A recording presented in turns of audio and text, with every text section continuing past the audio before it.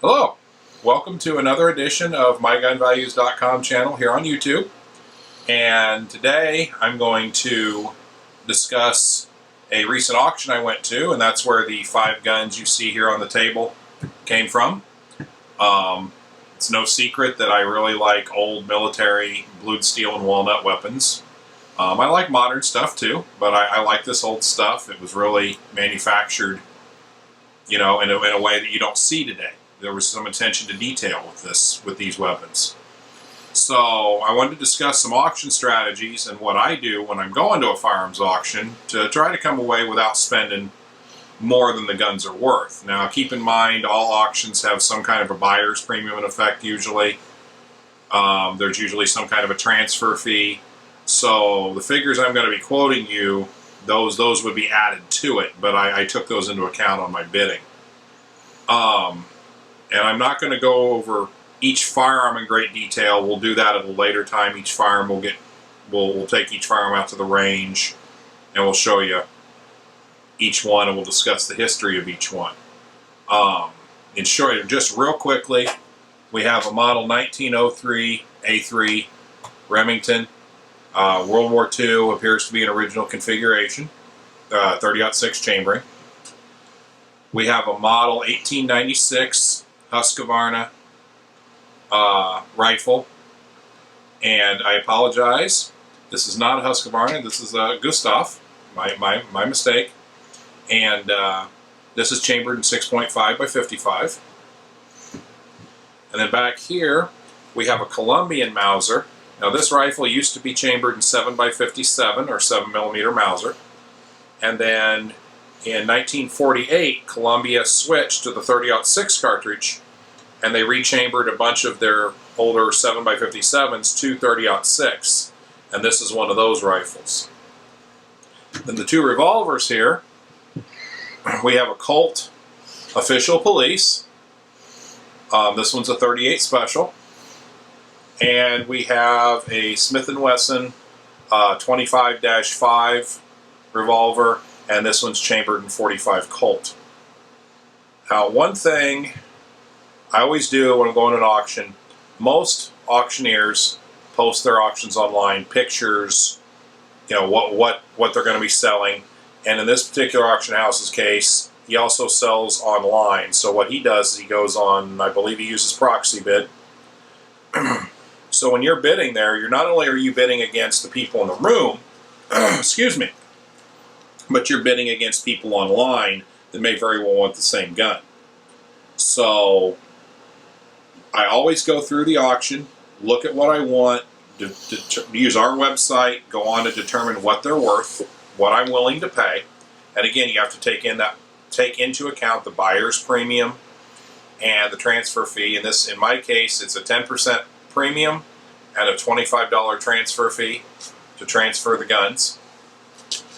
So,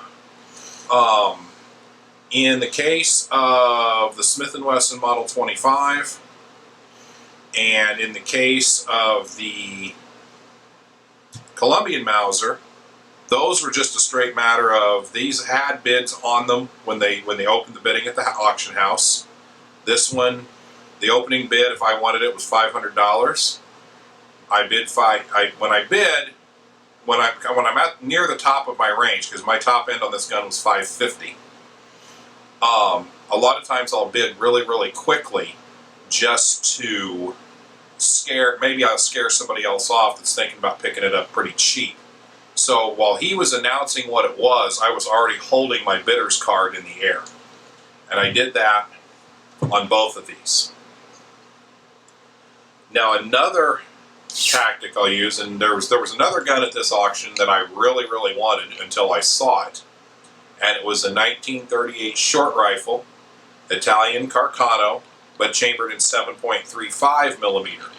A little bit rarer, a little bit harder to attain gun. The problem was when I looked down the bore, I've seen sewer pipes look better, so I really didn't want that gun. So what I did there was how should I word this? I thought about it, and then something I will normally do at an auction is I will bid really strong until I hit my maximum, then I'll stop. In this particular case, I hemmed and hawed and thought about it, but I was able to get a guy to bid up a little bit, and if you can run somebody else out of money, bidding on something you really don't want, that's another strategy that works. This one's probably, this Cold Official Police is probably the one that I really got away with. The gun, when it opened the bidding, was at $190.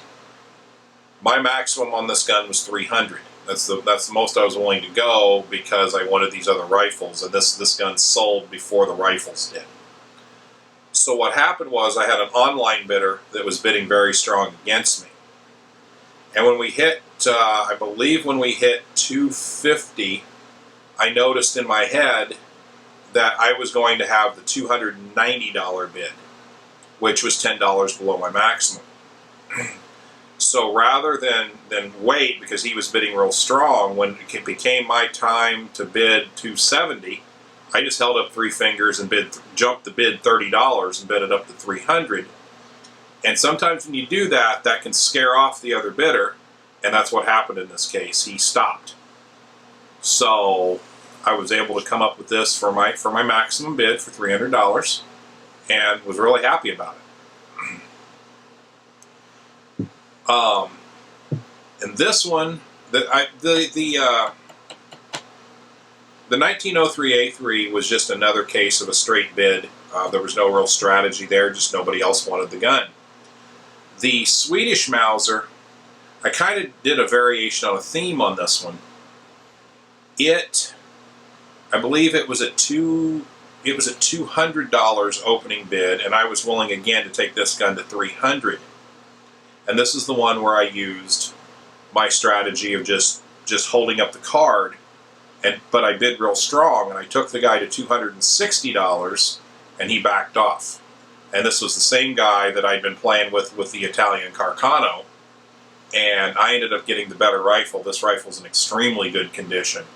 Bore's in really nice shape. He got the Carcano, which, while it's a rarer weapon, is not in fireable condition to me. That's one thing I always insist on, is the guns have to be functional. They have to shoot, or they have to at least look like they'll shoot. And I don't want anything brand new. I don't like safe queens. I want to be able to shoot what I have. So that's just a brief discussion of auction strategies. Nothing earth-shattering, nothing you may not have heard of before. But this gave us, that's what brought these into my room. And again, as time goes on, we will cover each one of these weapons in turn. I want to thank you for watching. I encourage you to check out the mygunvalues.com website. And if you have any comments, you can email them to us there, or you can post comments here on YouTube, and we'll be more than happy to try to help you out. Thank you for watching, and have a good day.